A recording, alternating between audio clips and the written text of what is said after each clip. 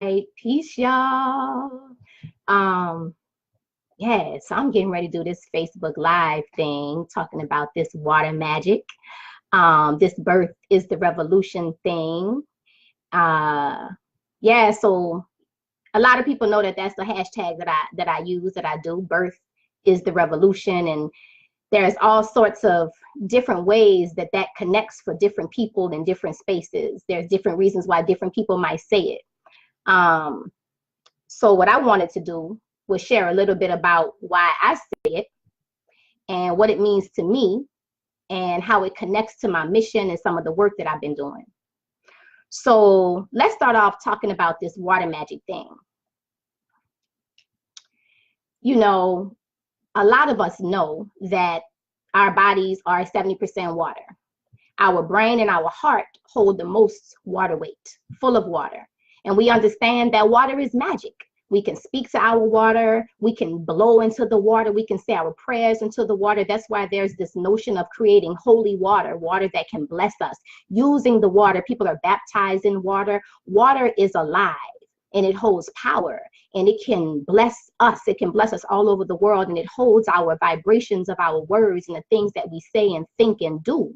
And so as humans, as we think certain thoughts with our above our water, with our water, and pray to our water and say positive thoughts and words into our water, we literally can change the vibration of the water that we're going to bathe in, the water that we're going to drink, the water that we will sprinkle around our homes. You can make your own holy water, right? I was raised Catholic, so I was all like, oh, holy water had to be made by the priest, whatever. But then you grow up and you learn different, that that's not the case. So we can all make our own holy water. So you make this holy water, and it's like a real thing. And we have to understand that just like we can make these changes of the vibrations of the water that we're drinking or bathing in, whenever we think certain kind of thoughts and have different types of concepts that come out of our mind and out of our mouths, we're also changing the vibration of the water that's inside of our bodies.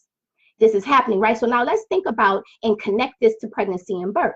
We all know that babies are in the water. We all talk about the water bag broke and when did her water bag break and that kind of thing. We talk about the water of the baby or the water bags of the baby. We also have to know that babies, they are a higher percentage of water than adults are. For the first couple of years of life, they have a higher percentage of body weight in water than we do.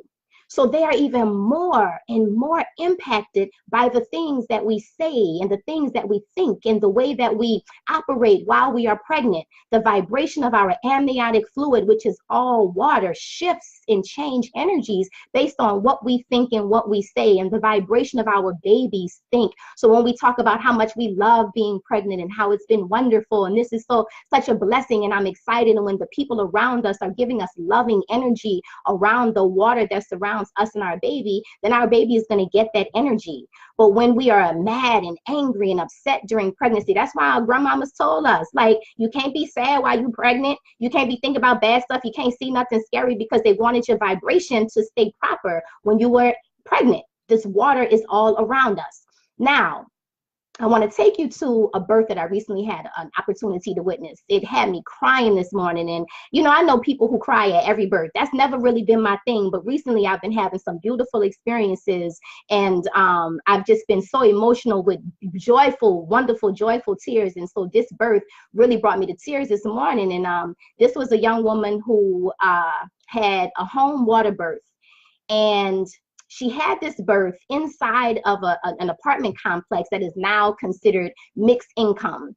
So here in New Orleans, probably all over the country, after Hurricane Katrina, they took a lot of the housing developments, they tore them down, and then they created what we call these mixed income developments. And so those of us who are from New Orleans, we still just call them the projects. It's the same places. The buildings are mostly new, all the way renovated, totally different. You know what I'm saying? Gated. Her community is gated. But at any rate, it doesn't matter, because in her particular community, it's still, while it's mixed income, it's still the hood. It's still where my people live. It's still where my people are. So her birth was like magical for me. And after the birth, I was sitting there contemplating, and I thought, wow, she just blessed the whole hood. She just blessed the whole hood, the peace, the love, watching her husband, it was so peaceful and beautiful and remarkable. And I looked at her and I said, sis, thank you. You just blessed the whole hood around here, right? So today I went to see her and we had a quick little postpartum visit and we were chit-chatting about it, and I had talked a little bit more about it with another sister that was there with me about this idea that, you know, her oxytocin had blessed the hood. So today when we were talking, she asked me about it. She was like, I kind of heard y'all talking, but you were whispering, and I was in, you know, another space. She had just had her baby, so she wasn't really listening to us. And she was like, what were you saying?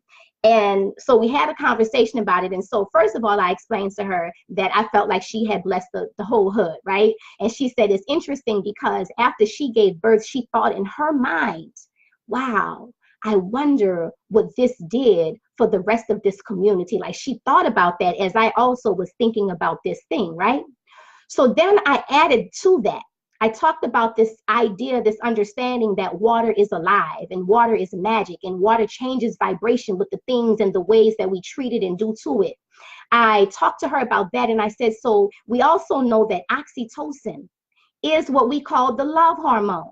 Oxytocin is the love hormone. We also know that when a baby is born, a mother will release the highest levels of oxytocin, the highest she ever will at any other point when she is giving birth to her baby. And when she does this, everybody in the room receives doses of this oxytocin.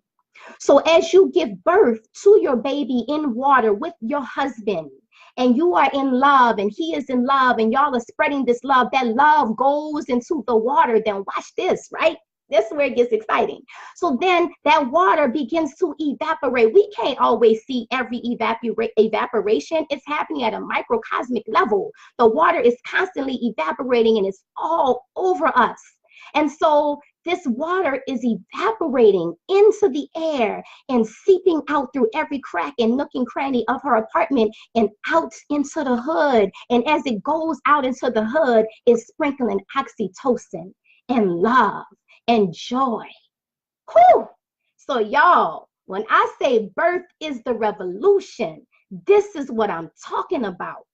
It is so powerful. Imagine if in every hood across America and every housing project and every trailer park and every low-income area, we had sisters squatting and breathing and feeling loved, pushing out their babies into the hands of people who love them. Imagine the levels of oxytocin that would be traveling all over our communities. Birth is the revolution. I cannot say it enough. It is so powerful, this thing.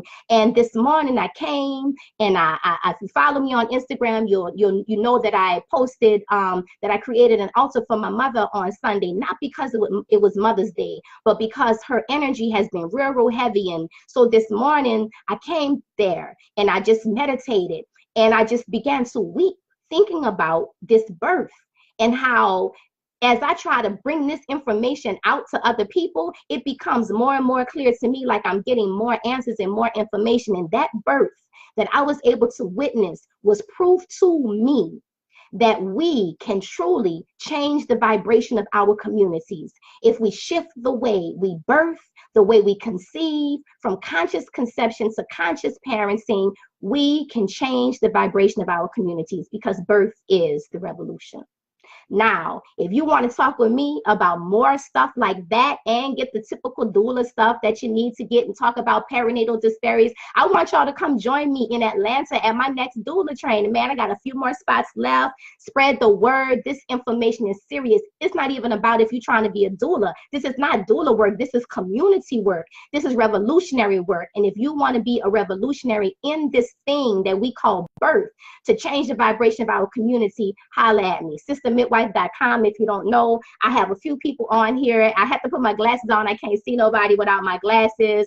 But peace, y'all. Thank you. The Science Sis, thank you for sharing. Yes, I'm a Day. Thank you. Hey, Ashana and Devana. And if anybody else is on there, I can't see you. But love y'all. Peace.